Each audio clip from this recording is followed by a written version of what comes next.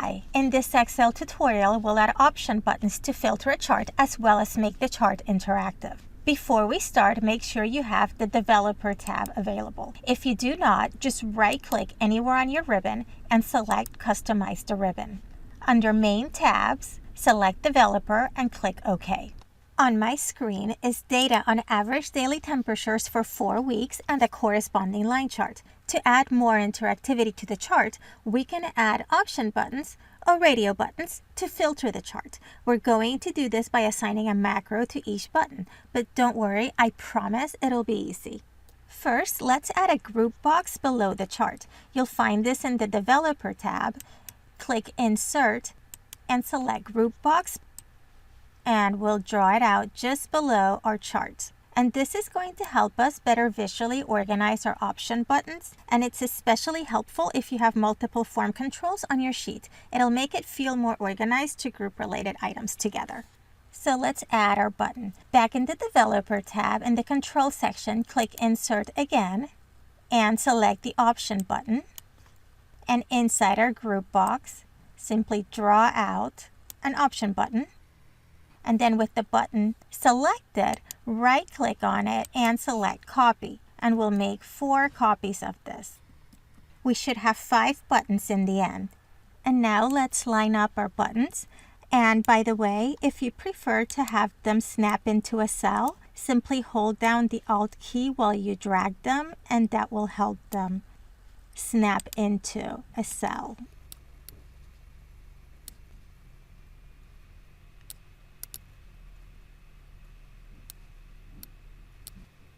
We'll make the group box a little bit bigger.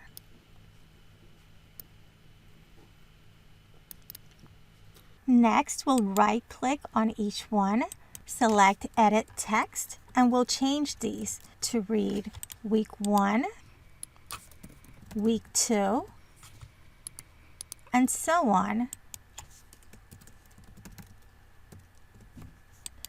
with the last button reading all weeks.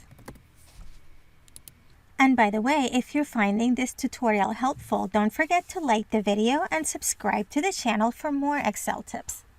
Next, we'll create a macro that will update the chart to show only the data for the week selected. So I find this easier to do with an existing chart, which is why I created this line chart ahead of time. Plus, if you record a macro that creates a new chart each time, you might get a flashing effect on your screen every time you select an option, and that can be distracting. So back in the Developer tab, this time we'll select Record a Macro, and the first one will be for week 1, and we'll store it in this workbook. This way, no matter who I send this file to, they'll be able to use it as well. So click OK to begin recording, and with the chart selected, I'm simply going to revise the data area only for week 1.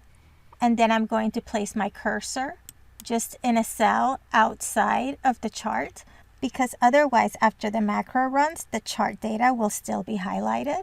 And then we'll click Stop Recording. Then we'll repeat this for the remaining weeks.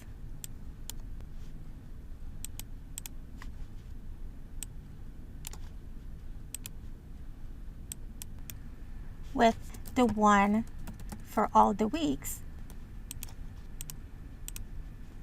including the data for all weeks. Then, once your macros have been recorded, select each option button, right-click on it, and assign a macro to it. So for the week 1 button, we'll assign the week 1 macro, the week 2 macro to the second button, and so on. And now you can filter your charts simply by selecting a button. So I hope you enjoyed this tutorial on how to add option buttons to filter a chart in Microsoft Excel. If you did, please make sure to like the video and don't forget to subscribe to this channel. Thanks.